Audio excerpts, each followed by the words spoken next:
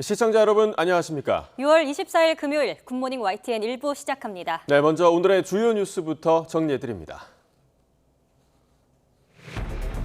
밤사이 수도권에 집중호우가 내리면서 곳곳에서 피해가 잇따랐습니다. 토사가 흘러내리고 강풍에 가로수가 쓰러져 전기 공급이 끊기기도 했습니다. 장마 전선이 남하하면서 호우특보가 내려진 남부지방 곳곳에 시간당 30mm 안팎의 매우 강한 비가 내리는 곳이 있겠습니다. 오늘 최고 150mm 이상의 비가 내리겠고 오전에 대부분 그치겠습니다. 원달러 환율이 금융위기 이후 약 13년 만에 1,300원을 넘어섰습니다. 수입 원자재 가격이 급등한 데다 환율까지 오르면서 업체의 경영난이 심화하고 있습니다. 정부가 현행 주 52시간 노동제를 노사 합의를 전제로 근무 시간을 계산하는 기준을 월 단위로 바꾸는 방안을 추진하겠다고 밝혔습니다. 임금 체계도 정년은 늘리되 근속 연수에 따라 임금이 오르는 구조는 개편하기로 했습니다. 국내에서도 원숭이 두창 확진자가 나왔지만 방역당국은 코로나19와 달리 대부분 밀접 접촉으로 감염된다며 확산 가능성은 적다고 밝혔습니다. 세계보건기구는 원숭이 두창을 국제적 공중보건 비상사태로 선포할지 검토하기 위한 긴급회의를 열었습니다. 윤석열 대통령이 경찰 고위 인사 번복 논란에 대해 국기문란이라고 강하게 비판했습니다. 경찰 지휘부는 말을 아꼈지만 내부에선 반발의 목소리도 나오고 있습니다. 국민의힘 이준석 대표의 징계 여부 결정이 유보된 가운데 당내에선 혼란과 갈등이 이어지고 있습니다. 선거 패배 이후 처음으로 소속 의원들이 한자리에 모인 민주당에선 이재명 의원 책임론이 쟁점으로 떠올랐습니다. 유럽연합, EU 회원국 정상들이 우크라이나의 EU 가입 후보국 지위를 부여하는 데 합의했습니다. 젤렌스키 우크라이나 대통령은 역사적인 순간이라며 우크라이나의 미래는 EU에 있다고 밝혔습니다. 네, 첫 소식입니다. 수도권 집중호우에 곳곳에서 피해 신고가 잇따랐습니다. 주차장에는 토사가 흘러내리고 강풍에 가로수가 쓰러지면서 정전이 발생하기도 했습니다. 박석영 기자가 보도합니다. 빗물이 토사와 함께 빠른 속도로 흘러내립니다. 아파트 주차장 안은 발목까지 물이 차올랐습니다. 갑자기 주민들이 웅성웅성해서 먼 인형에서 나왔는데 이 토사가 흘러내려서 아까는 그 계곡이 물처럼 흘러내렸어요, 토사가. 수도권에 집중된 호우로 경기 성남시에 있는 한 아파트 인근 도로 확장 공사 현장에서 토사가 유출된 겁니다. 제가 있는 곳이 주차장 지하 2층입니다. 1층부터 시작된 토사가 이곳까지 밀려왔는데요. 주차장 밖 인근 도로까지 부유물이 쓸려 내려간 모습입니다. 경찰과 시공사 관계자 등이 현장에 나와 복구 작업을 진행했고 피해 보상 등을 논의했습니다. 주택가에 어둠이 내려앉았습니다. 어젯밤 10시 15분쯤 서울 사당동에서 900여 가구가 정전됐다가 2시간 만에 복구됐습니다. 한전은 비와 강풍에 가로수가 쓰러지면서 고압선을 건드린 것으로 보고 있습니다. 어제 저녁 7시 반쯤에는 경기 광명역 주차장에도 물이 차올라 엘리베이터가 멈추는 등 시민들이 불편을 겪었습니다. 비슷한 시각 서울 수색동의 한 공사 현장 인근에서는 토사와 빗물이 섞인 흙탕물이 내려와 인근 가게가 피해를 입었습니다. 서울 장위동의 한 인도에서는 50cm 정도 깊이의 땅꺼짐이 발생해 행인 1명이 다쳤습니다. 도로 통제도 잇따랐습니다. 서울 불광천에서는 불어난 물에 증산철교 하부도로가 통제됐다가 해제됐고 동부간선도로도 수락 지하차도부터 성동 구간이 한때 양방향 통제됐습니다. 이 밖에 경기 의정부에서도 차량 침수 사고가, 서울 당산 나들목에서도 도로 침수가 발생했습니다. YTN 박석영입니다. 네, 이처럼 어제부터 수도권 등 중북부 지방에는 150mm가 넘는 많은 비가 내렸습니다. 이제 장맛비는 아침까지 남부지방에 집중될 거로 보이는데요. 기상센터 연결해서 자세히 알아보겠습니다. 박현실 캐스터. 네, 기상센터입니다. 네, 수도권은 비가 그친 건가요? 네, 그렇습니다. 새벽까지 양주와 포천 등 경기 북부지방은 무려 170mm가 넘는 많은 비가 내렸는데요. 지금은 장마전선이 남하하면서 중부지방의 비가 그쳐가고 있습니다. 다만 남부지방을 중심으로 시간당 20mm의 강한 비가 집중되고 있는데요. 따라서 강원 남부와 충청 이남에는 여전히 호우주의보가 내려져 있고요. 제주 서부 지역은 내일까지도 많은 비가 예상되면서 호우경보로 특보가 강화된 상태입니다. 남부지방은 오늘 아침까지, 제주도는 오늘 낮까지 시간당 30mm 이상의 강한 비가 쏟아질 수 있겠습니다. 특히 전북 많은 지역에는 산사태주의보도 내려져 있는 만큼 피해 없도록 주의하셔야겠습니다. 앞으로 제주도의 많은 곳은 150mm 이상, 남해안은 최고 80mm의 비가 오겠고요. 서울을 제외한 그 밖의 내륙 지역에는 최고 50mm의 비가 더 내리겠습니다. 장마전선은 이번 주말 남해안과 제주도로 남하하겠고 다음 주 중반에는 다시 중부지방으로 북상해 비를 뿌리겠습니다.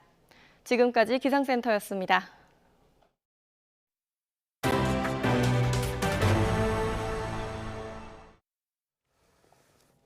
경기 둔화 우려가 커지면서 원달러 환율이 근 13년 만에 처음으로 1,300원을 넘어섰습니다. 주식시장은 이틀째 연저점을 경신했는데요. 이렇게 금융시장의 악순환이 계속되면서 금융당국은 비상대응을 강화하기로 했습니다. 조태현 기자입니다. 원달러 환율이 결국 1달러에 1,300원 선을 넘어섰습니다. 장 초반부터 오름세를 보인 끝에 하루 전보다 4.5원 오른 1,301.8원에 거래를 마친 겁니다. 원달러 환율이 1,300원을 돌파한 건 지난 2009년 7월 이후 12년 11개월 만입니다.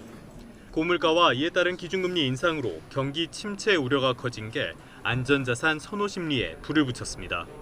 1,350원까지는 단기간 내 좀 올라갈 가능성이 있다고 생각이 됩니다. 너무 좀 과도하게 올랐다는 그런 시각도 많기 때문에 지금 상승세이긴 하지만 아직은 좀 지켜봐야 될 그런 상황인 걸로 보입니다. 주식시장은 또다시 크게 흔들렸습니다. 코스피는 외국인의 순매도 행진 속에 2,310선까지 밀려 1년 7개월 만에 가장 낮은 수준으로 내려섰습니다.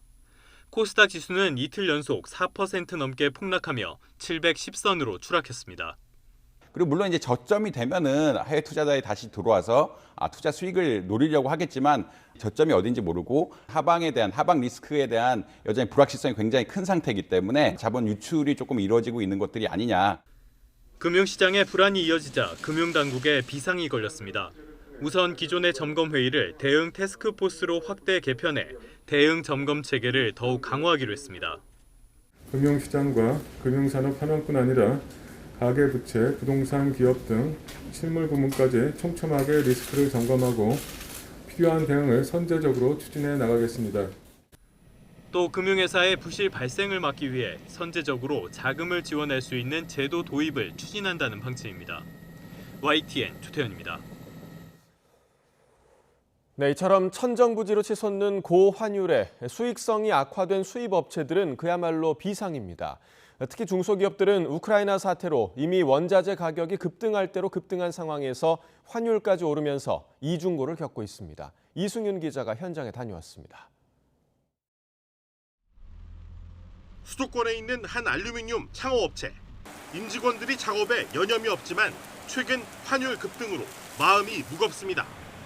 우크라이나 전쟁의 장기화로 원자재 가격은 급등했고 결제 통화인 달러 가치까지 상승하면서 이중고를 겪는 겁니다. 작년에 비해서 지금 현재 알루미늄 원자재 가격이 200% 이상 오르다 보니 이 업종에 종사하는 모든 업체들이 너무나 좀 힘이 듭니다. 이제 알루미늄은 수입이다 보니 환율에 따라서 금액이 많이 좌지우지합니다. 대기업도 고환율로 씨름하기는 마찬가지. 시내 면세점은 일상 회복으로 고객이 늘 것으로 기대했지만 달러를 기준으로 결제하는 고객들이 환율에 민감해지자 고육지책을 냈습니다. 한 면세점은 달러당 환율이 1,250원을 넘으면 최대 2만 원을 할인해 줬는데 1,300원을 넘어서자 최대 35,000원까지 깎아주고 있습니다. 최근 높아진 환율로 면세 쇼핑의 부담을 느끼는 고객을 위해 다양한 할인 행사와 환율 보상 이벤트를 진행하고 있습니다. 특히 환율 손실 보험 등 대비책이 마련된 대기업과 달리 중소기업은 고환율에 취약할 수밖에 없습니다. 중소기업 중앙회 조사 결과 중소기업 10곳 가운데 3곳은 고환율로 피해를 본 것으로 나타났습니다. 유형별로는 원자재 가격 인상에 따른 비용 증가가 78%로 가장 많았고 물류비와 거래처의 단가 인하 요구가 뒤를 이었습니다. 피해 업종 중엔 화학공업제품 비율이 44.7%로 가장 높았고 철강 금속과 플라스틱 고무, 가죽 제품도 10곳 가운데 4곳에 달했습니다. 중소기업들은 국제 원자재 가격과 원달러 환율 급등에 따라 납품 단가를 올려주는 납품 단가 연동제가 조속히 도입돼야 한다고 목소리를 높이고 있습니다. YTN 이승윤입니다. 정부가 주 52시간 제도의 기본 틀은 유지하면서 근로시간을 보다 유연하게 바꾸는 방안을 추진합니다. 임금 체계도 정년은 늘리되 근속 연수에 따라 임금이 오르는 구조는 개편하기로 했습니다. 최명신 기자가 보도합니다.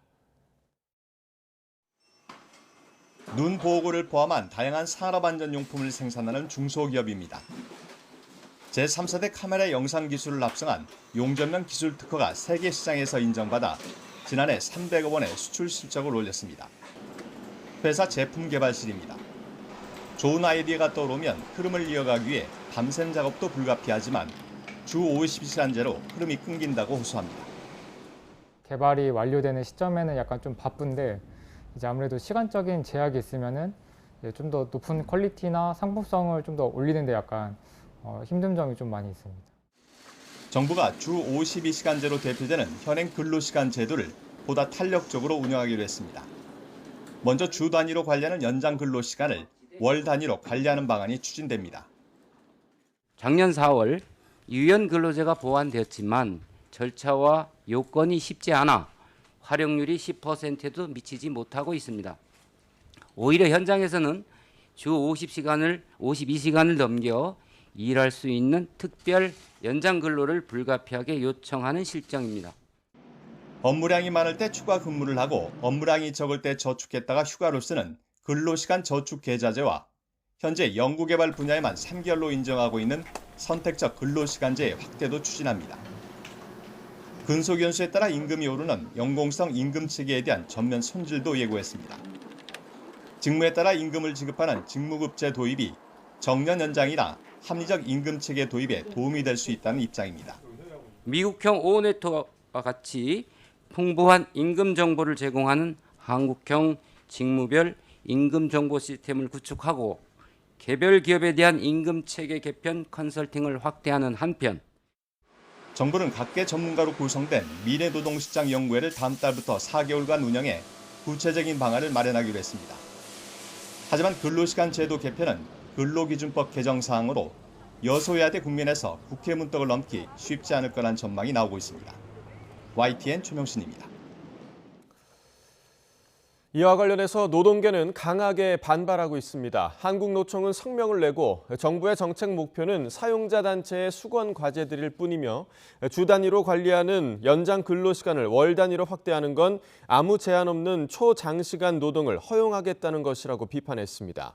민주노총도 정부가 노동자를 적대시하며 사용자만을 위한 장시간 노동과 임금 개편 정책을 내놨다고 강하게 비난했습니다. 세계보건기구 WHO가 원숭이 도창을 국제적 공중보건 비상사태로 선포할지 검토하기 위한 긴급회의를 열었습니다. 긴급회의에서 논의된 결과는 아드하놈 거브러여수스 사무총장에게 권고된 뒤 최종 결정이 내려지게 됩니다.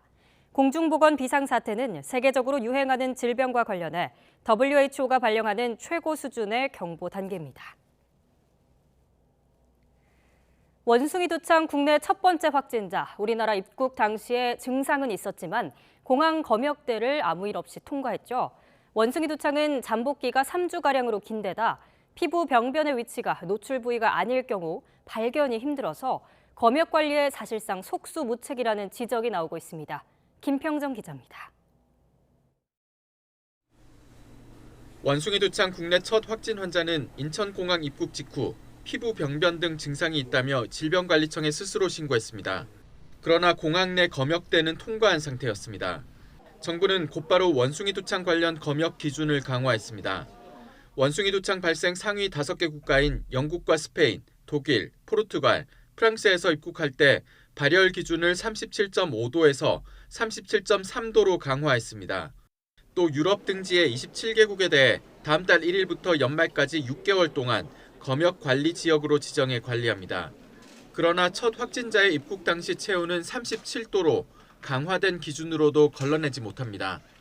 잠복기가 3주가량으로 긴 것도 문제입니다. 코로나19와 달리 증상이 없을 때 PCR 검사는 정확성이 떨어지고 수포가 생긴 병변을 검사해야 100%에 가까운 진단을 할 수 있습니다. 증상 발현 전에는 찾아내기 어렵다는 얘기입니다. 무증상 단계에서 PCR 검사의 어떤 유용성이나 예측도 진단성에 대해서 명확하게 알려진 바가 없습니다. 이제 증상이 있는 환자를 대상으로 검사를 진행할 수 있기 때문에 증상이 나타나야 감염력도 생기기 때문에 해외 입국자 전체를 대상으로 사전 진단 검사는 시행하지 않는다고 강조했습니다. 방역당국은 발열 외에 증상은 확인이 어려워 입국 검역에서 완전한 차단은 한계가 있는 만큼 입국 후 3주간 의심 증상이 나타나면 자진 신고해달라고 당부했습니다. 또 입국할 때 건강 상태를 허위로 신고한 사실이 적발되면 검역법 위반으로 1년 이하의 징역이나 1,000만 원 이하의 벌금에 처해질 수 있다고 설명했습니다. YTN 김평정입니다. 이렇게 원숭이 두창 국내 첫 확진자가 나왔지만 크게 확산할 가능성은 적다는 게 방역당국의 평가입니다. 코로나19와 달리 대부분 밀접 접촉이 있어야 감염이 되기 때문인데 이런 특성 때문에 백신 접종도 일반 국민 대상이 아닌 고위험 접촉자만 받게 됩니다. 이형환 기자입니다. 원숭이 두창은 코로나19와 달리 침방울을 통한 공기 전파 가능성이 희박합니다. 증상이 나타나야 감염력이 생긴다는 점도 무증상 전파로 유행 규모가 커진 코로나19와 다릅니다. 피부에 생긴 물집에 직접 닿거나 성적 접촉 같은 밀접 행위로 감염되는 경우가 대부분입니다. 국내 첫 확진자가 생겼지만 전파 우려가 크지 않은 것도 이런 밀접 접촉자가 확인되지 않았기 때문입니다. 비말 감염의 가능성에 대해서 완전히 없다라고 그렇게 배제하기는 좀 어려울 것으로 보이지만 밀접한 접촉을 통해서 감염되는 것이 좀 더 일반적인 경우라고. 감염되더라도 치명적이진 않다는 게 전문가들의 공통된 견해입니다.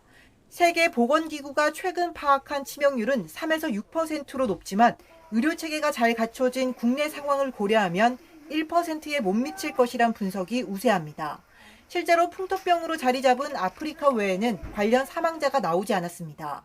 신생아나 아주 고위험군 에이즈 환자 이런 환자가 아니고는 사실 약 없이도 대부분 완치가 되기 때문에 특히 의료의 시스템이 잘 되어 있는 우리나라 같은 경우는 치사율 부분에서도 크게 걱정할 부분은 없다고 생각합니다. 확진자는 항바이러스제로 치료받는데 국내 100명분이 비축돼 있습니다. 원숭이 두창 치료제로 정식 허가받은 테코비리마트는 다음 달 500명분이 도입됩니다. 백신은 일반 국민이 아닌 확진자에 직접 노출된 중위험, 고위험 접촉자가 동의할 때만 접종합니다. 코로나19나 인플루엔자 백신과는 다르게 이상 반응이 조금 더 많이 발생할 가능성이 있습니다. 그렇기 때문에 전 국민을 접종해드리기는 조금 어려운 상황이라고. 정부는 국내 보유 백신보다 부작용 우려가 적은 3세대 백신 도입을 서두르고 있습니다. YTN 이영훈입니다. 최근 경찰 치안감 인사 번복 논란에 대해서 윤석열 대통령은 중대한 국기문란이라고 강하게 질책했습니다. 현 경찰 지도부에 대한 불신을 감추지 않은 건데 문재인 정부에서 초고속 승진을 했던 김창룡 경찰청장에 대한 압박이라는 해석도 나옵니다. 조은지 기자가 보도합니다. 저녁 7시 내부망에 발표했다가 2시간 만에 번복된 경찰 치안감 인사. 이틀 후 윤석열 대통령은 경찰이 자체 추천 인사를 행정안전부에 올리고는 의견을 주고받거나 인사권자인 대통령 재가를 받는 과정 없이 그냥 보직 발표했다고 밝혔습니다.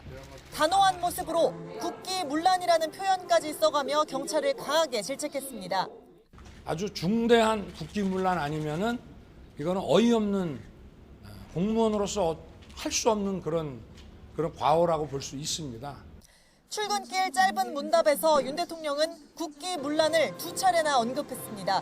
일각의 의혹처럼 대통령실이 인사에 개입했다거나 혹은 길들이기에 나선 게 아니라 경찰이 이례적으로 대통령을 패싱하고 인사를 강행했다는 점을 부각한 걸로 풀이됩니다. 번복된 그 적도 없고 그리고 저는 행안부에서 나름대로 검토를 해가지고 그 올라온 대로 제가를 했습니다.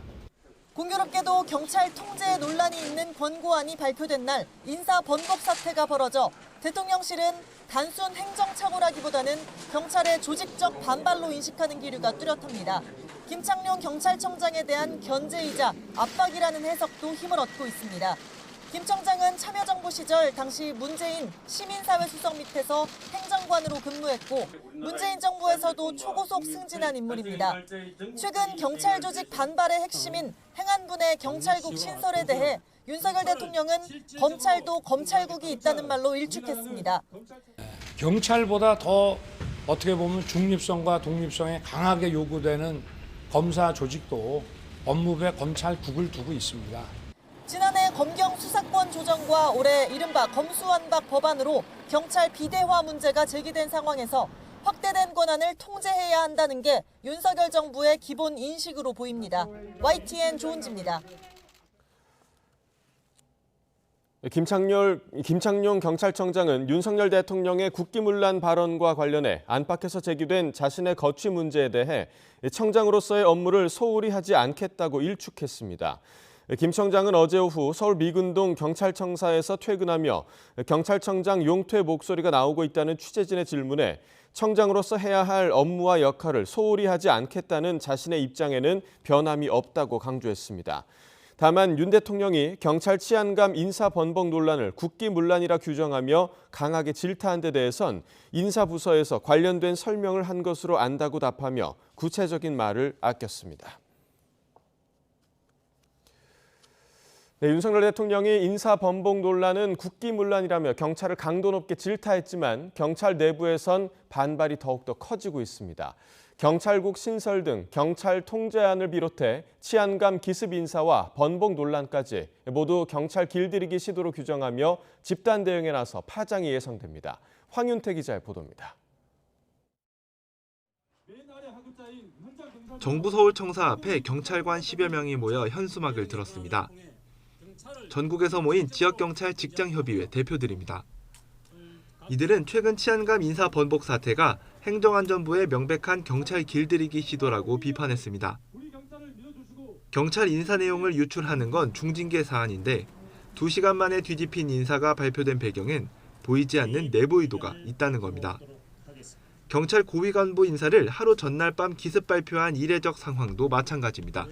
저녁 7시에 문서가 나오고 9시에 도경찰청장들 부임을 하라고 합니다. 이임식도 없고 인사할 수 있는 시간을 전혀 주지 않은 거죠. 그 다음에 행안부 안에 경찰국을 설치하려고 하는 이런 시도들로 봤을 때 경찰 길들이기 아닌가. 행안부에 경찰국을 신설해 경찰 인사와 예산, 감찰 등에 관여하겠다는 경찰 통제안에 대한 반발도 고조되고 있습니다. 과거 군부 독재 시절 억울한 시민과 왜곡된 죽음이 잇따르던 시기처럼 경찰은 권력과 밀착해 외압의 도구로 활용될 것이라는 성토가 잇따랐습니다. 권력에 대한 경찰의 정치 계속화로 이어질 것이며 경찰 수사가 정치 권력의 입맛에 맞게 기획되는 등 모든 피해가 국민에게 고스란히 돌아갈 것이다. 침묵을 지키던 경찰 간부급 인사들도 행동에 나섰습니다. 일선 경찰서장에 해당하는 총경급 경찰관이 경찰국 신설에 반대하고 경찰의 중립성을 보장하라며 1인 시위를 진행했습니다.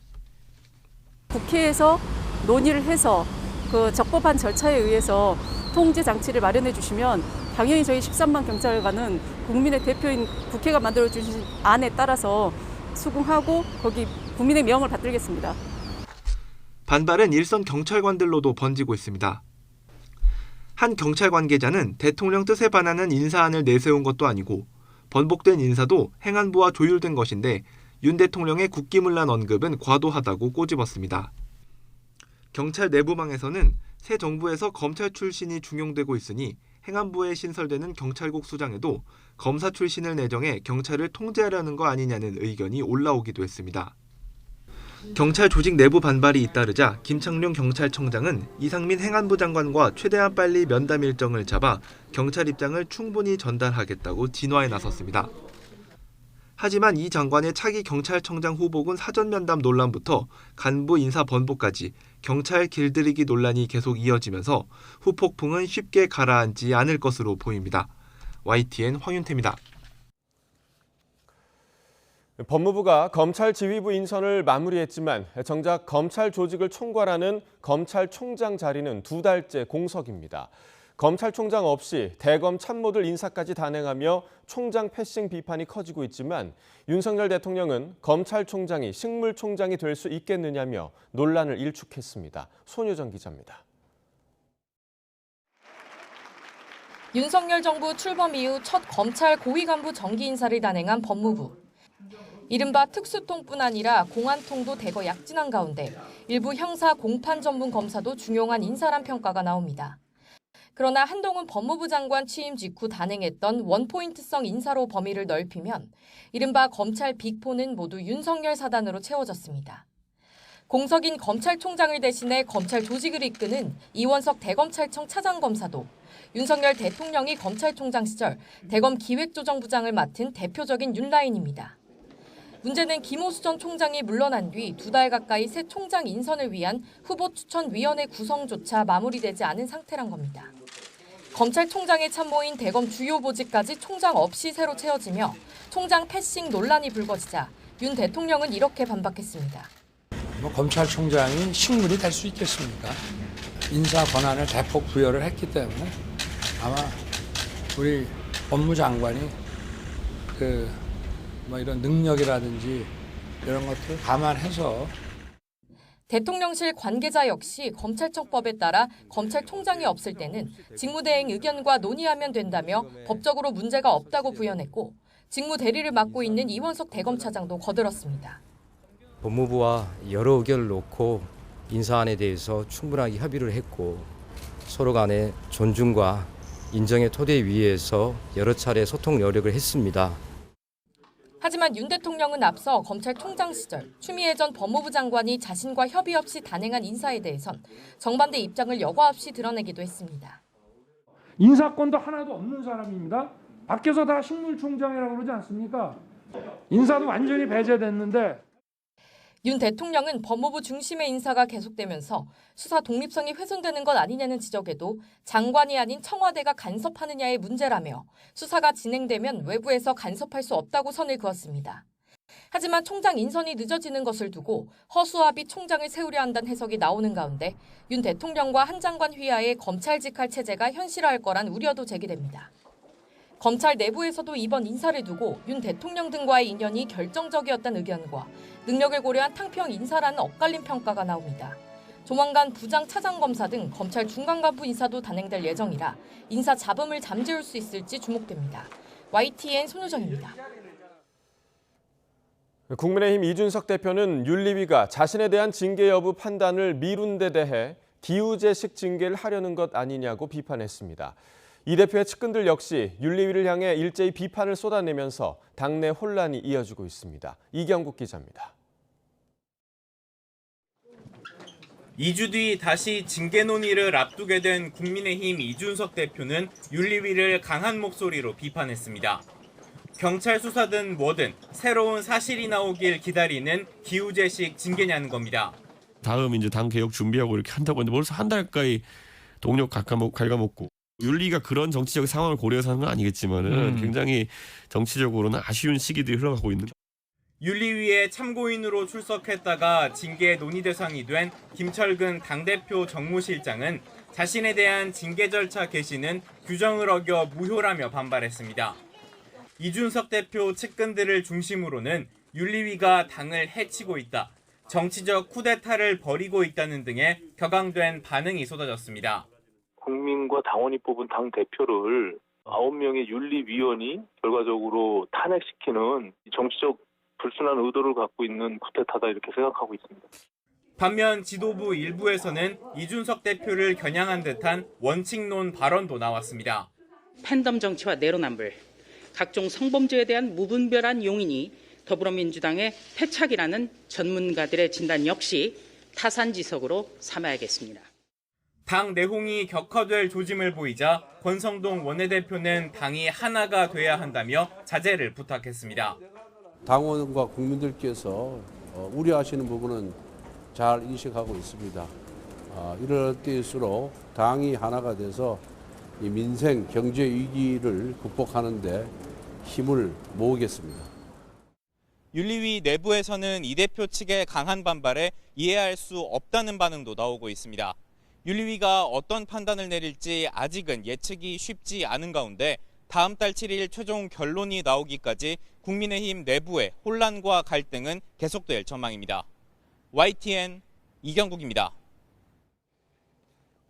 더불어민주당이 선거 패배 후 처음으로 대규모 워크숍을 열고 당 진로에 관해 난상 토론을 벌였습니다. 이재명 의원의 책임론이 핵심 화두로 거론됐는데 당사자인 이 의원은 의례적인 각오만 밝힌 채 말을 아꼈습니다. 박기환 기자의 보도입니다. 대선과 지방선거 연패로 격한 내용을 체감했던 민주당 의원들이 모처럼 한자리에 모였습니다. 충남 예산군에서 열린 1박 2일 일정 워크숍엔 의원 170명 중 150명 가까이 참석했습니다. 선거 패배 책임론과 차기 당권, 강경파인 철험의 해체 요구 등 복잡하게 얽힌 당내 역학구도 한가운데에서 우상호 비상대책위원장은 1순위로 단합을 강조했습니다. 본인의 이야기와 조금 견해가 다른 이야기를 한다고 해서 너무 마음 상해하지 마시고 더 동지애를 가지고 서로 토론하고 함께 해 주실 것을 당부드리고 싶습니다. 하지만 본격적인 토론이 시작되자 송영길 전 대표와 이재명 의원을 후보로 낸 것이 선거 패배 요인이다. 대선에서 이재명이 왜 대통령이 돼야 하는지 비전이 부족했다는 비판의 목소리가 쏟아졌습니다. 이재명 후보가 왜 대통령이 되어야 되는 거에 대한 비전과 가치를 제시하는 데 있어서 국민들한테 부족함이 있지 않았나. 후보를 내는 과정에서의 적절성에 대한 문제, 이런 부분에 대한 평가도 이루어져야 된다라는 의견도 있었고요. 또 문자 테러를 비롯한 강성 팬덤을 겨냥해 태극기 부대를 등에 업은 황교안 전 대표 실패 사례를 참고해야 한다는 주장도 나왔습니다. 의원단과 첫 공식 상견례를 가진 이재명 의원은 초선으로 열심히 하겠다는 다짐을 밝히고 당권 도전 문제 등 민감한 현안은 대응을 자제한 것으로 전해졌습니다. 의견을 계속 듣고 있습니다. 제가 아직 어떤 결정을 할 수 있는 상황이 아니기 때문에 우리 의원님들을 포함해서 당원들, 우리 국민 여러분들의 의견을 낮은 자세로 열심히 듣고 있는 중입니다. 1박 2일간 당 진로를 놓고 백가쟁명 토론을 이어가는 민주당 워크숍이 당 쇄신의 방향타가 될 이재명 의원의 당권 도전 문제에 어떤 영향을 미칠지 주목됩니다. YTN 박견입니다.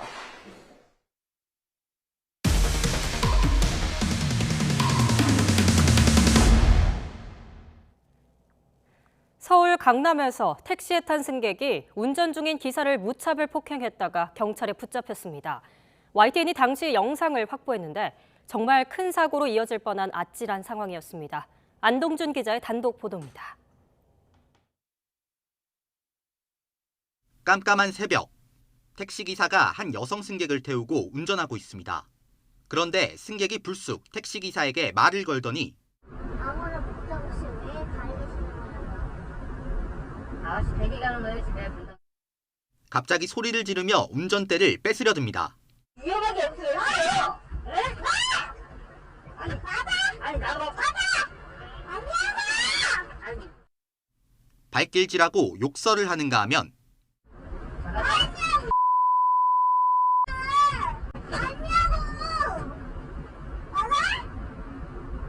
맞아요. 잠깐만 있어요, 아가씨.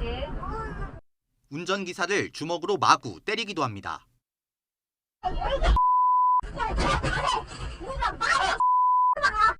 이렇게 승객이 난동을 부리는 바람에 택시가 차선을 넘나드는 아찔한 순간도 있었습니다. 지난 4월 24일 새벽 택시기사 김모 씨가 당한 봉변입니다.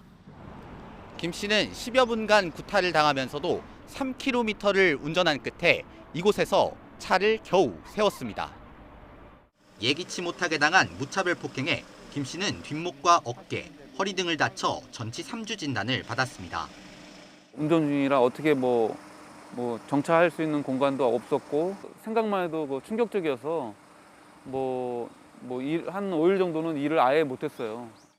가해자인 승객 A씨는 당시 만취해 기억이 나질 않는다고 진술했지만 경찰은 특가법상 운전자 폭행 등의 혐의를 적용해 검찰에 송치하기로 했습니다. 이용구 전 법무부 차관도 비슷한 일로 논란이 됐습니다. 재작년 11월 자택 앞에서 운전 중인 택시기사에게 욕설을 퍼붓고 폭행을 가한 사실이 드러나 현재 재판을 받고 있습니다. 여기 내리시면 돼요? 너 뭐야? 우리 택시 기사야, 택시 기사. 네? 신고할게. 이런 운전자 폭행 사건은 최근 3년간 증가 추세를 보이면서 지난해엔 처음으로 4,000건이 넘었습니다. 자칫 심각한 사고가 뒤따를 수 있어서 가중처벌 대상이지만 상습범이 아니면 법규대로 처벌받지 않는 경우가 흔합니다. 초범이고 그 피해 정도가 경미하다 보니까 벌금으로 끝내고 있는데 이와 같은 행위가 여러 번 일어나고 또 집행유예까지 받았는데도 또 했다. 그러면 실형 선고됩니다.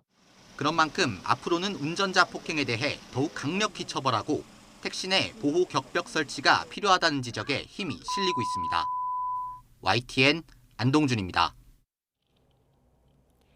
여름 휴가 앞두고 해외여행 떠나려다가 비싼 비행기 표값 때문에 망설이는 분들 계실 텐데요. 항공 규제는 없어졌지만 이런저런 사정으로 이전 가격을 회복하기까지는 시간이 더 걸릴 거로 보입니다. 윤혜리 기자의 보도입니다.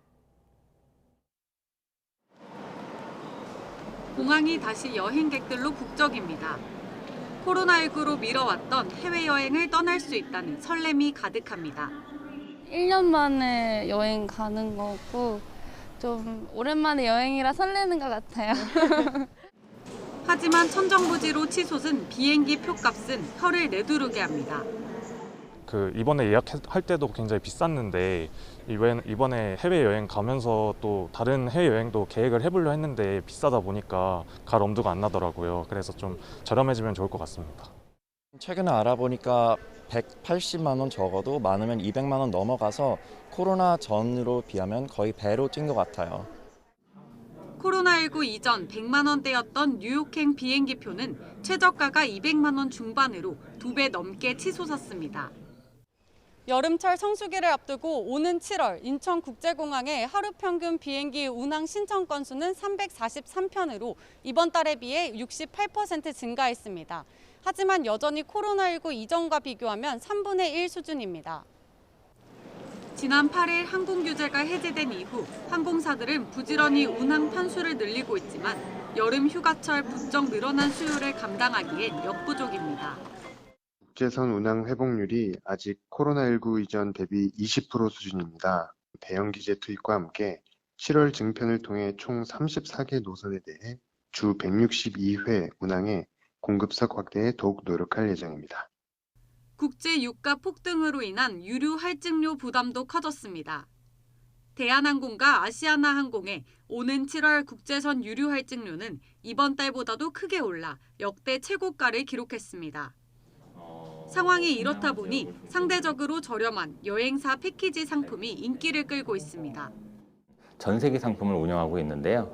이 전세기 상품의 특성상 항공요금이나 유류할증료에 대한 부담을 덜 수 있기 때문에 많은 여행객들에게 코로나 이전 수준의 좀 좋은 요금의 상품을 공급할 수 있는 그런 상황입니다.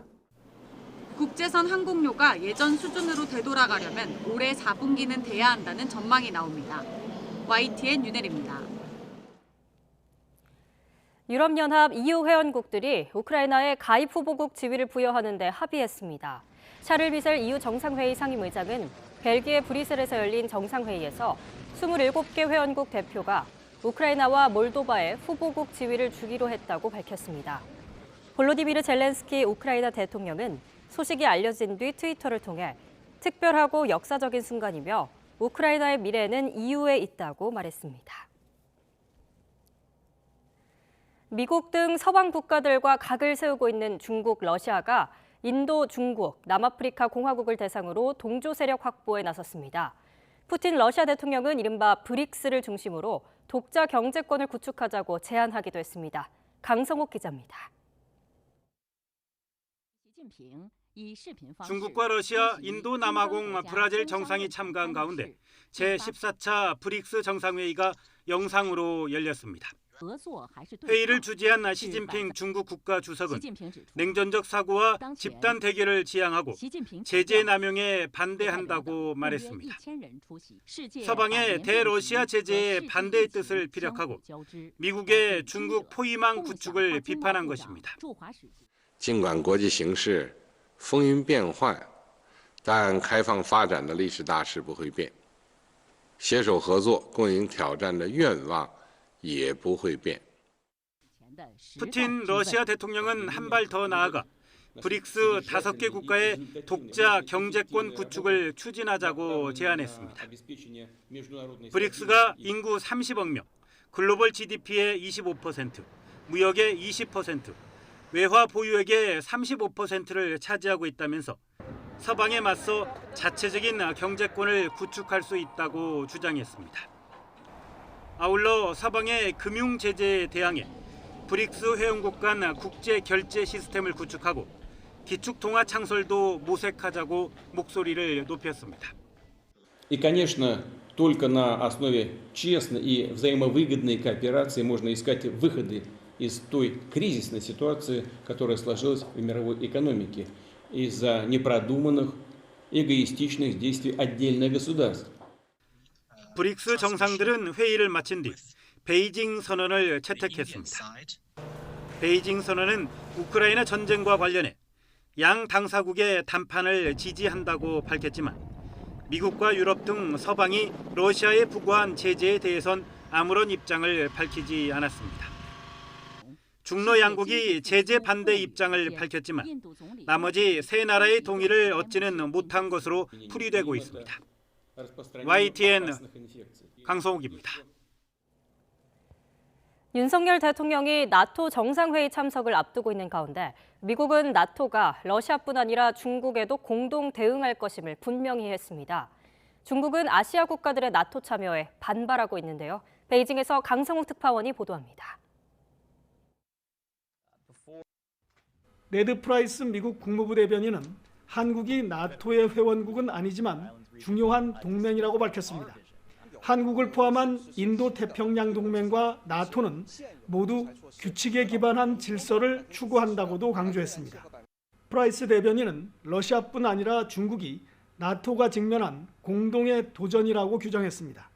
윤석열 대통령의 나토 정상회의 참석을 앞두고 나토에서 한국의 역할을 기대하고 있는 겁니다. 중국은 냉전의 산물인 나토가 아시아로 확장하고 있다면서 반발하고 있습니다. 이번 정상회의에 한국과 일본, 호주, 뉴질랜드까지 참석시키면서 중국을 위협하고 있다는 겁니다. 亚太地区不是北大西洋地理范畴，亚太地区国家和人民坚决反对任何引入军事集团、挑动分裂对抗的言行。 한국은 지난달 아시아 국가로는 최초로 일본보다 먼저 나토의 사이버 안보센터에 공식 가입했습니다. 나토 주재 대표부도 신설해 벨기에 브뤼셀에 있는 EU 대사가 겸임하도록 하는 방안을 추진하고 있습니다. 왕이 중국 외교부장은 한국의 새 정부가 중국의 우호적인 정책을 견지해 주기 바란다고 말했습니다. 나토와의 협력 확대 움직임에 대한 견제의 표시로도 해석됩니다. 베이징에서 YTN 강성웅입니다. 밤사이 수도권에 집중호우가 내리면서 곳곳에서 피해가 잇따랐습니다. 오늘 최고 150mm 이상의 비가 내리겠고 오전에 대부분 그치겠습니다. 원달러 환율이 금융위기 이후 약 13년 만에 1,300원을 넘어섰습니다. 수입 원자재 가격이 급등한 데다 환율까지 오르면서 업체의 경영난이 심화하고 있습니다. 정부가 현행 주 52시간 노동제를 노사 합의를 전제로 근무 시간을 계산하는 기준을 월 단위로 바꾸는 방안을 추진하겠다고 밝혔습니다. 노동계는 반발하고 있습니다. 국내에서도 원숭이 도창 확진자가 나왔지만 방역 당국은 코로나19와 달리 대부분 밀접 접촉으로 감염된다며 확산 가능성은 적다고 밝혔습니다. 세계보건기구는 원숭이 도창을 국제적 공중보건 비상사태로 선포할지 검토하기 위한 긴급 회의를 열었습니다. 윤석열 대통령이 경찰 고위 인사 번복 논란에 대해 국기문란이라고 강하게 비판했습니다. 경찰 지휘부는 말을 아꼈지만 내부에선 반발의 목소리도 나오고 있습니다. 유럽연합, EU 회원국 정상들이 우크라이나의 EU 가입 후보국 지위를 부여하는 데 합의했습니다. 젤렌스키 우크라이나 대통령은 역사적인 순간이라며 우크라이나의 미래는 EU에 있다고 밝혔습니다. 네, 굿모닝 YTN 이어갑니다. 어제부터 오늘 새벽까지 중북부 지방에는 그야말로 물폭탄이 쏟아졌습니다. 장마 전선은 점차 남하해서 아침까지 남부 지방에 강한 비가 집중될 것으로 보이는데요. 기상센터 연결해서 자세한 날씨 알아보겠습니다. 신미림 캐스터. 네, 기상센터입니다. 네, 수도권은 비가 대부분 그쳤다고요? 네, 장마전선이 남하하면서 수도권 등 중서부 지방부터 비가 그쳐가고 있습니다. 하지만 남부지방은 오늘 아침까지, 제주도는 낮까지 시간당 30mm가 넘는 강한 비가 쏟아질 것으로 보여 주의가 필요한데요. 강원 남부와 충청 이남 지방에는 여전히 호우주의보가 발효 중이고요. 제주 일부 지역에는 호우경보도 내려져 있습니다. 어제부터 지금까지 가평과 춘천 등 중북부 지방에는 170mm가 넘는 물폭탄이 쏟아졌습니다. 앞으로 제주도의 많은 곳은 150mm 이상, 남해안에도 최고 80mm의 비가 더 내리겠는데요. 특히 전북과 경남 함양에는 산사태주의보도 계속되고 있는 만큼 피해 없도록 각별히 주의를 해주셔야겠습니다. 장마전선은 주말 동안 남해안과 제주도에 영향을 주겠고요. 다음 주 화요일 다시 북상해서 중부지방에 비를 뿌릴 전망입니다. 지금까지 날씨 정보였습니다. 수도권 집중호우로 도심 곳곳에서 침수 피해 제보가 이어졌습니다. 어제 저녁 7시 반쯤 경기 광명역 주차장으로 물이 차올라 엘리베이터가 멈추는 등 시민들이 불편을 겪었습니다. 비슷한 시각 서울 수색동의 공사 현장 인근에서는 토사와 빗물이 섞인 흙탕물이 내려와 인근 가게 피해가 잇따랐습니다. 서울 동부간선도로도 어젯밤 8시 15분부터 밤 9시 반까지 수락 지하차도부터 성동 구간이 양방향 통제됐습니다. 이 밖에 경기 의정부에서는 차량 침수 사고가, 또 서울 당산 나들목에서는 도로 침수가 발생했습니다. 어젯밤 10시 15분쯤 서울 동작구 사당동 주택가에서 정전이 발생해 900여 가구 주민이 불편을 겪었습니다. 한전은 많은 비와 강풍에 가로수가 쓰러지면서 고압선을 건드려 정전이 발생한 거로 보고 복구반을 투입해서 2시간 만에 복구를 완료했습니다.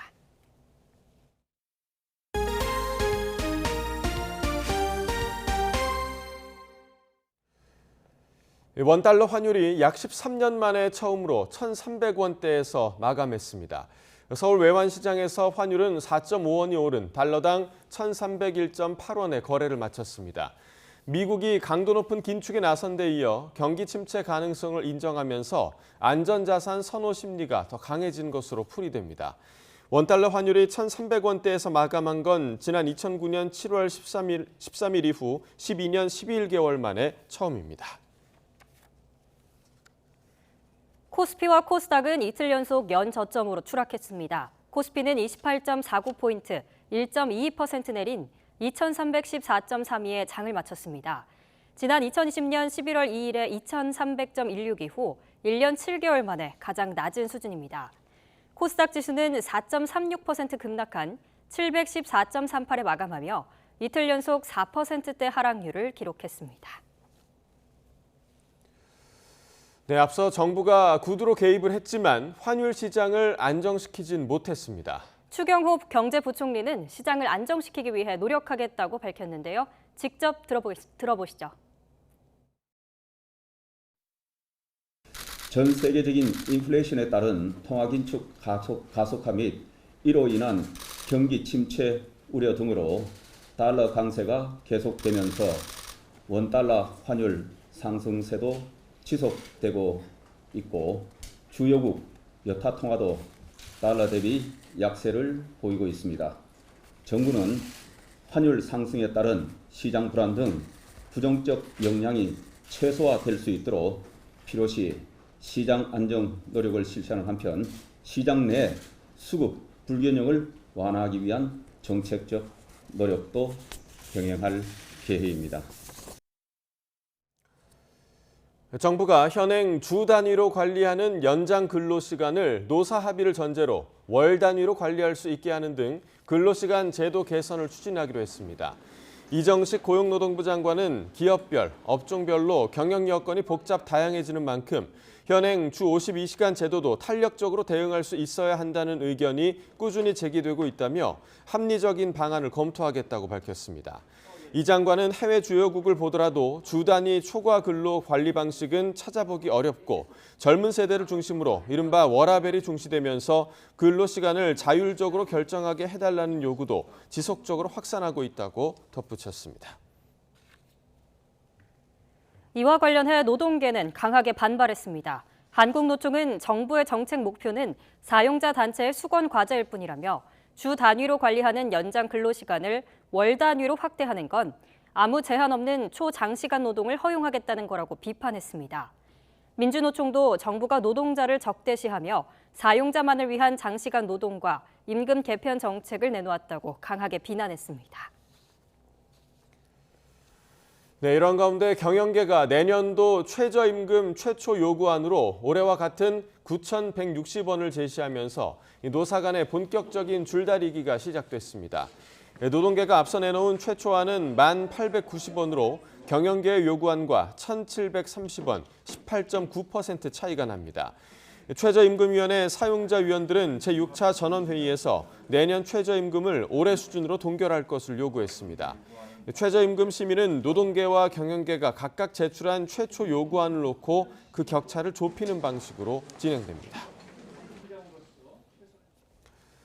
윤석열 대통령은 경찰 고위직 인사가 번복된 것을 두고 논란이 커지는 것에 대해 대통령 재가도 나지 않은 상황에서 인사가 유출됐다고 강하게 질타했습니다. 중대한 국기문란이라는 표현까지 썼는데요. 직접 들어보겠습니다. 참 어이가 없는 일이 벌어졌습니다. 경찰에서 행안부로 그 자체적으로 추천한 인사를 그냥 고지를 해버린 거예요. 그건 말이 안 되는 얘기고 이거는 어떻게 보면 국기문란일 수도 있고 인사권자는 대통령입니다. 그리고 아직 대통령 재가도 나지 않고 행안부에서 또 검토해서 대통령에게 의견도 내지 않은 상태에서 그러한 인사가 밖으로 유출이 되고 이것을 또 언론에다가 마치 인사가 번복된 것처럼 이렇게 나간다는 자체는 아주 중대한 국기문란 아니면은 이거는 어이없는 공무원으로서 할 수 없는 그런 과오라고 볼 수 있습니다. 행정안전부에 경찰국을 설치하는 것과 맞물려 경찰 고위직 인사 논란까지 불거지면서 정치권의 공방도 확산하고 있습니다. 중대한 국기문란이라고 규정한 윤석열 대통령 발언에 야당이 경찰의 책임을 덮어씌운다며 공세에 나섰고 여당은 경찰에 대한 비판 목소리를 높이고 있습니다. 정현우 기자입니다. 행정안전부에 경찰국을 새로 두는 건 경찰을 길들이는 거다. 민주당 의원들은 경찰 입장을 직접 듣겠다며 경찰청사를 찾았습니다. 특히 초유의 치안감 인사 번복을 국기문란이라는 윤석열 대통령 발언을 강하게 질타하면서 이상민 행안부 장관에게 위법이 있는지도 따져야 한다고 주장했습니다. 명백하게 우리 경찰청에서도 입장을 가져야 합니다. 어느 한 기관을 덮어씌우게 하려는 것 아닌가 그런 의도가 읽힙니다. 국민의힘은 인사 번복은 실무진 착오가 있던 것을 바로잡은 것이고 행안부 발표가 맞을 거라며 확전 차단에 나섰습니다. 그러면서도 직접 수사권의 정보권까지 막대한 권력을 지니게 된 경찰을 견제하기 위한 경찰국 필요성을 거듭 강조했습니다. 지금까지는 청와대 민정하고 치안비서관실하고 그다음에 경찰청장이 그냥 비공식적으로 협의해가지고 그 인사를 다 해버렸습니다. 그래서 이것을 정상화하겠다. 원구성 협상은 여전히 멈춰 있는 가운데 신경전은 이어졌습니다. 여당은 법사위 권한 축소하는 현찰을 줬더니 법사위원장을 넘기기로 한 어음을 부도냈다. 야당은 마라톤 협상을 제안하더니 판을 깨고 있다. 평행선을 달렸습니다. 민주당의 고소고발 취하 요구 문제로 협상이 깨진 감정의 골만 거듭 확인한 셈입니다. 민주당이 이러한 문제들로 책임 있는 양보안을 오히려 저희에게 강요하며 협상에 제대로 임하지 않고 침대 축구도 아니고 침대 협상을 이어간다면 국민들께서 무엇 하시겠습니까? 국민의힘 원내대표께서 마라톤을 함께 뛰자더니 제자리 뛰기만 하다가 혼자 차에 올라타버리는 꼼수를 부리고 있습니다. 야당은 제대로 협상하자고 하는데 민주당 의원 워크숍이 진행되는 이틀 동안 여야는 난타전을 멈추고 잠시 냉각기를 갖습니다. 하지만 국회가 멈춘 상태로 장외 공방을 주고받는 기간은 한 달 가까이 이어질 수밖에 없습니다. YTN 정윤우입니다. 정부가 사실상 관리 사각지대에 있던 외국인 부동산 거래에 불법 행위가 있는지 살펴보기로 했습니다. 외국인 한 명이 주택 40여 채를 사들이거나 미성년자 매수 사례도 나타나는 등 이상 징후가 포착된 게 조사 착수 배경입니다. 최기성 기자입니다. 미국 국적 17살 청소년이 서울 용산 한 아파트를 27억 6천만 원에 매수하고 중국 국적 8살 어린이는 경기도 아파트를 사들였습니다. 40대 미국인이 전국에서 주택 45채를 매집하는가 하면 유럽과 중국 국적 외국인은 각각 105억 3천만 원과 89억 원짜리 초고가 주택을 매입하는 일도 있었습니다. 학생 비자를 받고 온 중국인 학생은 인천에 있는 빌라 2채를 매입해 매달 90만 원씩 월세를 받고 있습니다. 국토교통부가 외국인 투기성 거래가 의심된다며 소개한 사례들입니다. 내국인보다 비교적 규제에서 자유로운 외국인이 편법 대출 등을 통해 부동산을 사들인다는 지적이 나오자 정부가 처음으로 기획조사에 나서기로 한 겁니다. 법무부와 국세청, 관세청도 힘을 합치기로 했습니다. 2020년부터 지난 5월까지 전국에서 이뤄진 외국인 주택 거래 2만여 건 가운데 투기성 거래가 의심되는 1,100여 건이 대상입니다. 9월까지 조사를 진행한 뒤 10월 중 결과를 발표할 예정인데 위법 의심 행위가 적발되면 관계기관에 통보해 과태료 부과 등을 조치할 예정입니다. 부동산 시장의 공정한 거래 질서 확립을 위해서 외국인 부동산 투기에 대해서도 내국인과 동일한 엄정한 잣대를 적용해서 면밀히 들여다볼 계획입니다. 국토부는 기획조사와 함께 외국인 주택 보유 현황 통계를 새로 만드는 등 제도 개선도 추진하겠다고 밝혔습니다. YTN 최기성입니다. 날로 교묘해지고 또 피해가 커지는 보이스피싱 범죄를 뿌리 뽑기 위해 정부가 검찰을 중심으로 합동수사단을 꾸리기로 했습니다.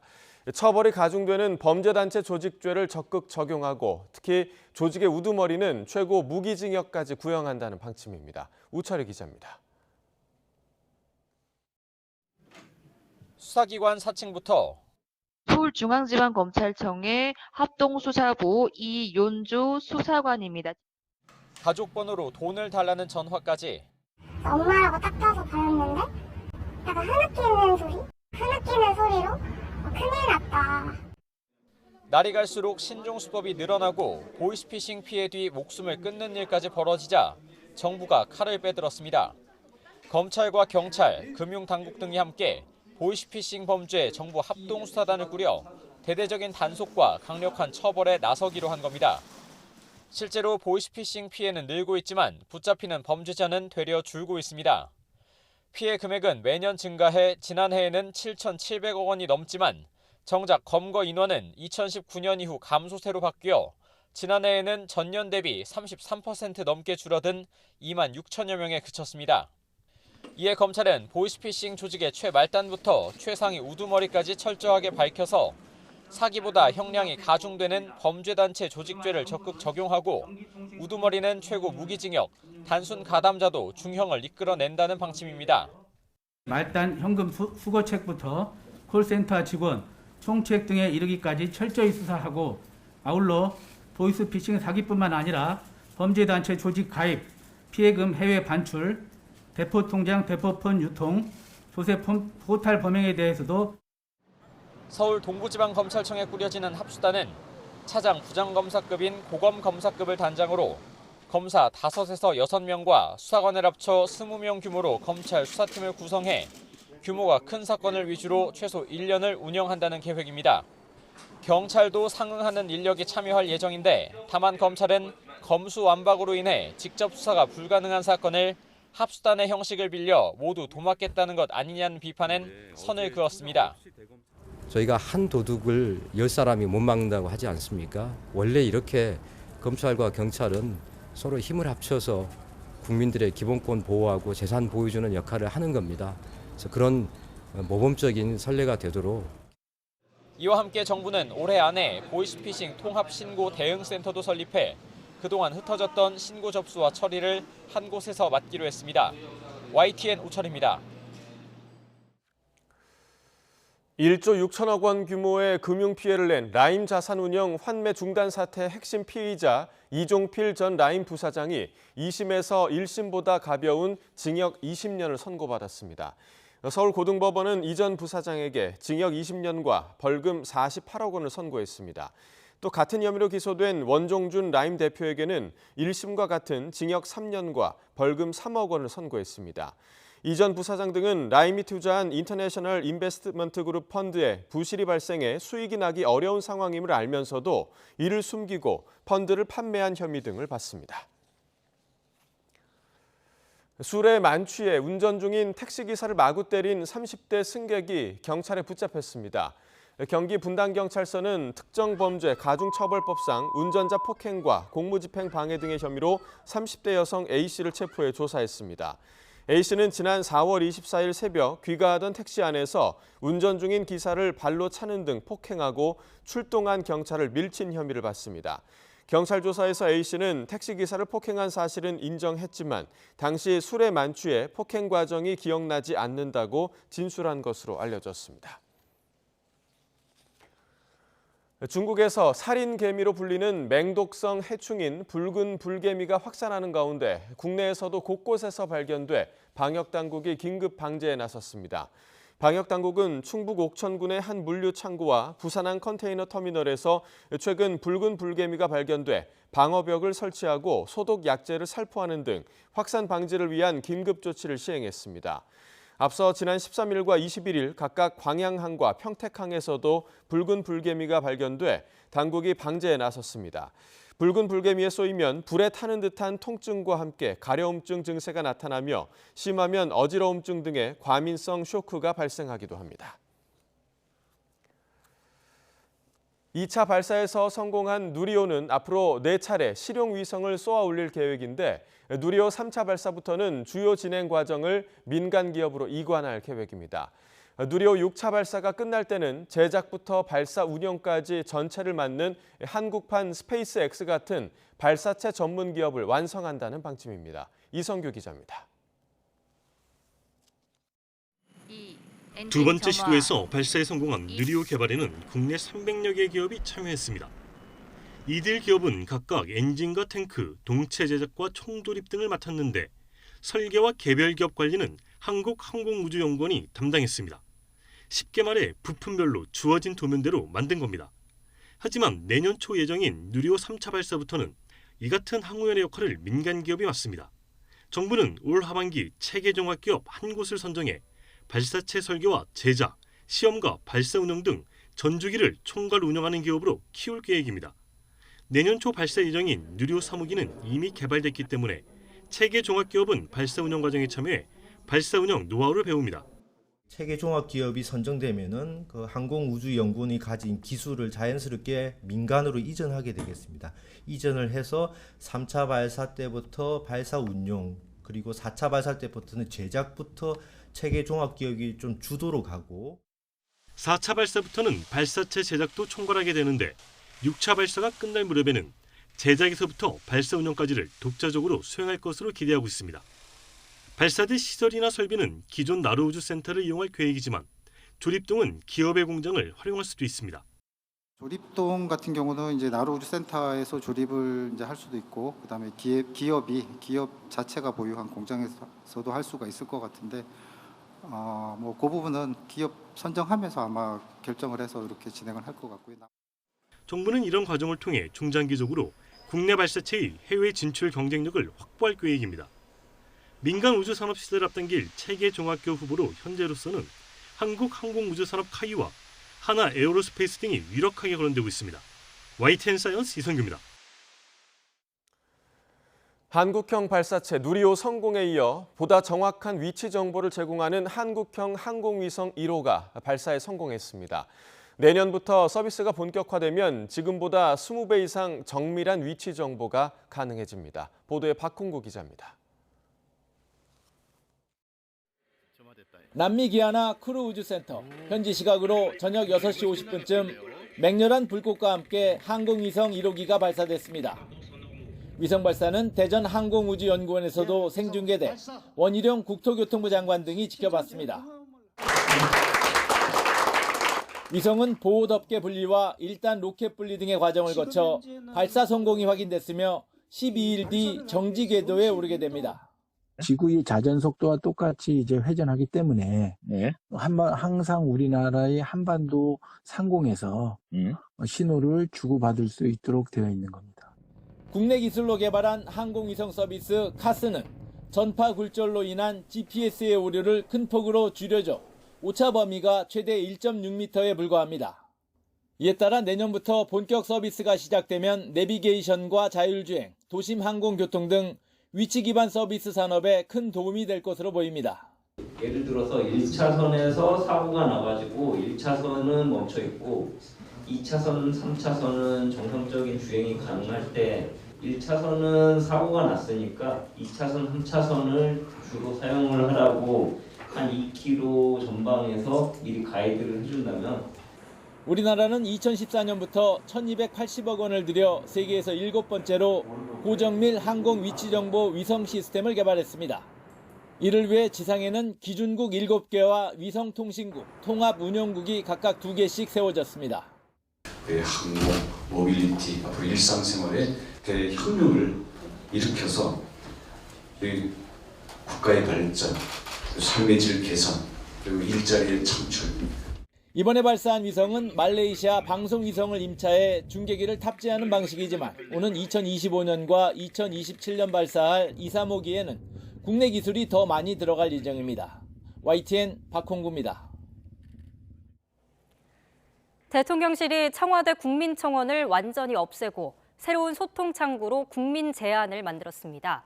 국민청원 제도가 오히려 국민 갈등을 조장하는 정치 이슈로 변질됐다는 이유를 들었는데요. 그런데 일각에서는 이 역시 문재인 정부 지우기의 일환이라는 해석도 나옵니다. 박소정 기자입니다. 윤석열 정부의 대국민 소통 창구가 열렸습니다. 명칭은 국민제안. 홈페이지에 들어가 정부에 요구하려는 내용을 남기면 되는데 방식은 4가지입니다. 민원이나 제안, 청원을 등록할 수 있고 글 대신 동영상을 찍어 제안하는 것도 가능합니다. 인터넷 사용이 어렵다면 대통령실 전화 안내 102에 문의할 수 있습니다. 가장 큰 특징은 비공개 원칙에다 100% 실명제라는 점입니다. 여론을 좀 왜곡한다든지 또 매크로 방지를 통해서 여론을 만드는 이러한 방지를 위해서 100% 실명제로 운영됩니다. 대통령실은 특정 집단의 이익을 대변하는 댓글은 제한하고 민원 책임 처리제로 운영하겠다고 밝혔습니다. 10명 안팎의 민관합동심사위원회를 꾸려 국민우수제안협의체도 운영합니다. 국민제안 가운데 우수한 걸 선정한 뒤 온라인 국민투표를 통해 다수 동의를 얻으면 국정 운영에 반영한다는 방침입니다. 앞서 운영되던 문재인 정부의 청와대 국민청원 제도는 완전히 폐지합니다. 국민청원이 익명이었던 데다 그 내용을 공개하면서 국민 갈등을 조장하는 정치 이슈로 변질됐다는 이유를 들었습니다. 지난 정부의 청와대 국민청원은 민원 및 청원법을 근거로 하지 않아 처리 기한에 법적 근거가 없었고 또 20만 이상 동의한 사안에만 답변해 제기된 민원 가운데 답변을 받은 건 0.026%에 불과했다고도 했습니다. 부작용을 그냥 둘 수 없었다는 설명이지만 문재인 정부 지우기의 일환이라는 해석이 뒤따랐습니다. 그러나 N번방 관련 청원이 디지털 성범죄 근절 대책을 이끌어냈고 소방공무원 국가직 전환 요구 청원이 법 개정 동력이 되는 등 긍정적인 여론 수렴 효과도 있었다는 점에서 완전 폐지보다는 개선이 필요하지 않았느냐는 지적도 나옵니다. YTN 박소정입니다. 국민의힘 서해 공무원 피격 사건 진상규명 TF단장인 하태경 의원은 사건 당시 수백 페이지의 감청 자료에 딱 한 번 등장한 월북이라는 표현으로 무리한 결론을 내렸다고 밝혔습니다. 국방부의 최초 발표에서 입장을 바꾸라고 제시한 책임자로는 서주석 전 청와대 국가안보실 제1차장을 지목했는데 서 전 차장은 이를 부인했습니다. 조수연 기자입니다. 2년 전 공무원 이대준 씨가 자진 월북한 것으로 추정됐던 핵심 근거였던 군의 감청 자료. 월북을 의미하는 단어가 있었다는 겁니까? 단어는 있었습니다. 하지만 국방부를 찾은 국민의힘 진상규명 TF단장 하태경 의원은 이 같은 추정이 무리했던 거라고 주장했습니다. 7시간 동안 이루어져 수백 페이지에 달하는 감청 정보에 월북이라는 단어는 단 한 문장밖에 등장하지 않았다는 겁니다. 월북한다고 합니다. 이런 식으로 딱 한 단어가 나오고 그 다음에 나오질 않습니다. 전후로. 또 애초 북한이 시신을 소각한 것이 확인됐다고 밝혔던 국방부에 추정된다는 한 발 물러선 입장을 내라고 지시한 책임자는 당시 서주석 청와대 국가안보실 제1차장이었다고 주장했습니다. 서 전 차장은 이런 주장을 부인하며 북한이 보내온 대남 통지문 내용과 정부가 확인한 정황에 차이가 있어서 대응 방향을 정리한 적이 있다고 설명했습니다. 그래서 저희는 시신 소각이라고 발표했는데 저쪽에서는 부유물 소각이라고 발표하는 등 이런 차이점들이 있었어요. 이런 차이점을 비교하고 대응 방향을 정리한 적은 있습니다. 이대준 씨가 생존해 있는 동안 문재인 대통령에게 서면 보고가 이루어졌는데도 구조 지시가 없었다는 공세도 이어졌습니다. 당시 유엔사가 관리하는 판문점 통신 채널이 살아있었고 북한에 통지문을 보낼 수 있었지만 대통령의 지시가 없어 군이 그런 노력을 하지 않았다는 겁니다. 이에 대해서는 국방부 역시 유감을 표명했다고 전했습니다. YTN 조수연입니다. 미국이 우크라이나에 제공하기로 한 고속기동 포병 로켓 시스템이 자국에 도착했다고 우크라이나 국방부 장관이 밝혔습니다. AFP 통신에 따르면 올렉시 레즈니코프 우크라이나 국방부 장관은 현지 시간 23일 트위터를 통해 고속포병 로켓 시스템이 우크라이나에 도착했다며 나의 친구 오스틴 로이드 미국 국방부 장관에게 감사하다고 밝혔습니다. 이어 러시아 침략자들에게 이번 여름은 아주 뜨거울 것이며 그들 중 일부에게는 마지막 여름이 될 거라고 덧붙였습니다. 우크라이나 동부 돈바스 지역 전투에서 러시아군의 계속되는 공격에 우크라이나군이 최악의 수세에 몰렸다는 분석이 나오고 있습니다. 러시아군은 곡물 수출에 타격을 주기 위해서 남부 항구 도시 미콜라이우에도 공격을 퍼붓고 있습니다. 보도에 김현근 기자입니다. 우크라이나 동부 요충지 리시찬스크 구조대가 폭격으로 무너진 건물 잔해 속에서 생존자를 찾고 있습니다. 리시찬스크는 매일 계속되는 러시아군의 포격에 기간 시설과 주택이 거의 파괴됐습니다. Я не знаю, як це характеризувати. Ну, люди бояться, естественно, війна є війна, правильно? Страшно. 강을 사이에 둔 이웃 도시 세베로도네츠크 역시 매일같이 폭격당하고 있습니다. 화학 공장을 제외한 대부분 지역은 이미 러시아군의 수중에 넘어간 상태입니다. Ворог намагається встановити повний контроль над містом Сєвєродонецьк, блокувати підрозділи Сил оборони в районах населених пунктів Борівське та Вороневе. Бойові дії тривають. 러시아군이 끊임없는 공격에 우크라이나군의 방어는 크게 약화됐습니다. 우크라이나 정부는 정말로 어려운 상황이라며 수세에 몰렸음을 시인했습니다. 러시아군은 남부 항구 도시 미콜라이우에도 미사일 공격을 퍼붓고 있습니다. 러시아군의 공격에 곡물 수출 터미널이 파괴됐고 곡물 운송에 이용하는 다리도 부서졌습니다. 러시아군은 식량을 무기화하기 위해 의도적으로 공습한 것으로 알려졌습니다. The Russian government seems to believe that using food as a weapon will help accomplish what its invasion has not, to break the spirit of the Ukrainian people. CNN은 전세가 불리해지면서 우크라이나군이 마리우폴 함락일에 최악의 한 주를 보내고 있다고 전했습니다. YTN 김영근입니다. 뮤지컬 엘리자벳을 둘러싼 이른바 인맥 캐스팅 논란이 일파만파 커지고 있습니다. 배우들 사이 고소전으로까지 번지자 1세대 뮤지컬 배우들은 정도가 깨졌다면서 일침을 놨습니다. 최하영 기자입니다. 논란이 불거진 건 뮤지컬 엘리자벳 10주년 공연의 캐스팅이 발표된 뒤입니다. 뮤지컬 배우 김호영은 자신의 SNS에 아사리파는 옛말이다. 지금은 옥장판이라는 글을 올렸습니다. 일각에서는 이 글이 배우 옥주연의 인맥 캐스팅을 비판한 것이라는 해석이 나왔습니다. 주인공 엘리자벳 역에 초연부터 함께 해온 옥주연과 그의 절친한 후배로 알려진 이지혜가 공동 캐스팅됐기 때문입니다. 이미 2차례 엘리자벳 역을 맡아 팬들에게 소 엘리로 불리는 김소연이 아닌 이지혜가 캐스팅된 게 옥주연과의 친분 때문이라는 의혹이 제기된 겁니다.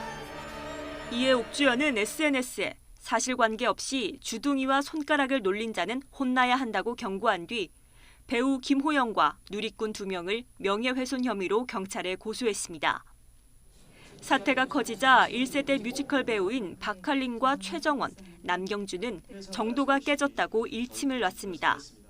배우가 캐스팅 등 제작사의 고유 권한을 침범해서는 안 된다고 지적하면서 스태프와 제작사에도 몇몇 배우의 편의를 봐주거나 지킬 수 없는 약속을 남발해서는 안 된다고 강조했습니다.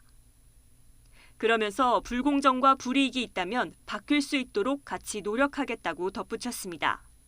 지나치게 배우 중심으로 편성되어져 있는 시장의 상황이 이런 오해를 불러일으켰다고 생각이 됩니다. 산업 자체를 봐서도 그렇게 바람직한 상황은 아니라고 말씀드릴 수 있습니다. 전문가들은 이번 사태는 한국 뮤지컬 산업의 급속한 팽창 때문이라며 성숙의 계기로 삼아야 한다고 당부했습니다. YTN 최아영입니다. 동계올림픽이 열렸던 강원도 평창에서는 올림픽 평화 정신을 잇는 국제영화제가 개막했습니다. 러시아의 우크라이나 침공으로 어느 때보다 평화의 의미가 소중하게 느껴지는데요. 영화를 통해서 한반도 평화를 소망하는 평창국제평화영화제를 홍성욱 기자가 다녀왔습니다. 궂은 날씨에도 영화제 개막을 알리는 행사가 시작됐습니다. 행사장에는 남과 북의 색깔을 합친 보랏빛 평화로드가 깔렸습니다. 올해로 4번째 평창 동계올림픽의 평화 정신을 잇는 영화제가 개막했습니다. 제가 위드 이렇게 외치면 여러분께서 시네마 이렇게 대답해 주시는 걸로 개막을 선언하겠습니다. 위드! 국제 장편과 한국 단편 경쟁 등 모두 10개 프로그램으로 채워진 평창 국제 평화영화제. 개막작은 엘리 그라페 감독의 올가입니다. 러시아와 우크라이나 전쟁의 실마리가 된 유로마이단 반정부 시위를 배경으로 어린 우크라이나 체조 선수 올가가 겪는 갈등과 현실을 담았습니다. There is a reality behind the flow of images that we are watching every day from Ukraine. I invite everybody in the audience to act as much as possible to help Ukrainian people. 스펙트럼 부문은 절망 속에서 희망을 포기하지 않는 영화들이 포진했습니다. 아리 폴만 감독의 신작 장편 애니메이션 안네 프랑크를 찾아서를 시작으로 나치치아 파리에서 어린 소녀의 일상이 파괴되는 과정을 그린 쾌활한 소녀, 홍콩 민주화 시위를 다룬 페이스리스 등 지구촌 곳곳 논쟁적 이야기가 스크린에 담겼습니다. 평양 시네마 부문에서는 분단의 역사와 북한 이탈 주민 문제를 다룬 장단편 영화 5편을 선보입니다. 영화제 공식 슬로건은 위드 시네마. 코로나19로 멀어진 우리 사이를 영화를 통해 다시 좁혀나가길 바라는 소망을 담았습니다. 코로나19 이후 다시 온전한 모습으로 개막한 평창국제평화영화제. 28개 나라 88편의 영화가 오는 28일까지 전국의 관람객들을 기다립니다. YTN 홍서욱입니다. 첨단 시설과 기술이 결합해 고품질의 농산물을 생산하는 온실을 보통 스마트팜이라고 하는데요. 우리나라 스마트팜 기술이 고온다습한 베트남까지 진출했습니다. 오점곤 기자가 취재했습니다.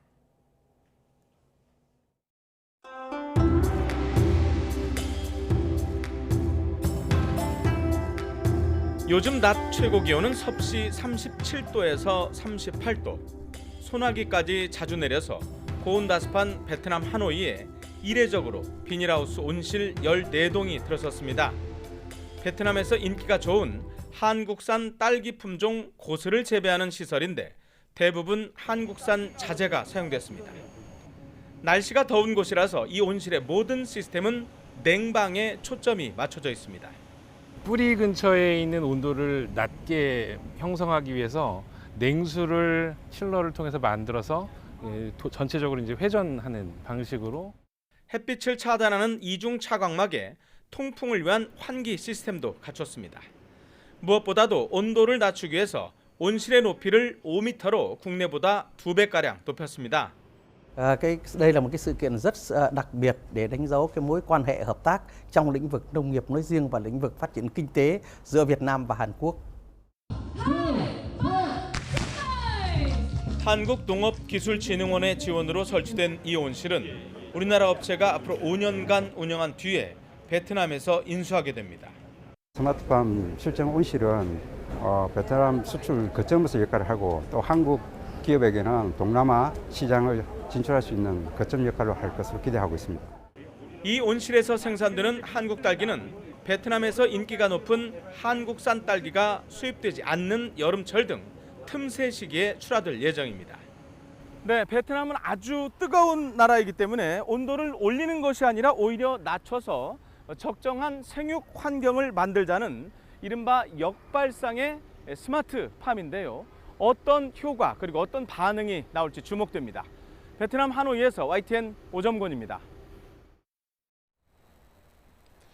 장마의 시작부터 곳곳에 물폭탄이 쏟아지고 있습니다. 서울은 오늘 새벽 2시쯤이 돼서야 요란한 장맛비가 그쳤는데요. 지금은 보시는 것처럼 하늘만 흐린 가운데 약하게 이슬비 정도만 떨어지고 있습니다. 하지만 여전히 충청 이남지방을 중심으로는 요란한 장맛비가 쏟아지고 있는데요. 특히 전남 진도에는 시간당 20mm 안팎의 장대비가 집중되고 있습니다. 비 피해 없도록 각별히 주의하셔야겠습니다. 누적 강우량부터 살펴보도록 하겠습니다. 어제부터 오늘 새벽까지는 수도권과 영서 지방에 많은 비가 집중됐는데요. 가평과 춘천에는 무려 170mm가 넘는 폭우가 쏟아졌고요. 서울도 121.9mm의 누적 강우량을 기록했습니다. 지금은 장마전선이 남하하면서 중부지방의 호우특보는 모두 해제된 상태고요. 앞으로 강한 비가 예상되는 충청 이남지방에는 여전히 호우특보가 남아 있습니다. 앞으로 제주도의 많은 곳은 150mm 이상, 남해안에도 최고 80mm의 비가 더 내리겠습니다. 장마전선은 주말 동안 남해안과 제주도에 영향을 주겠고요. 다음 주 화요일 다시 북상해서 중부지방에 비를 뿌릴 전망입니다. 앞으로 많은 비가 예보된 전북과 경남 함양에는 산사태주의보도 내려져 있습니다. 비 피해 없도록 각별히 주의하셔야겠습니다. 지금까지 서울 상암동에서 YTN 신미림입니다.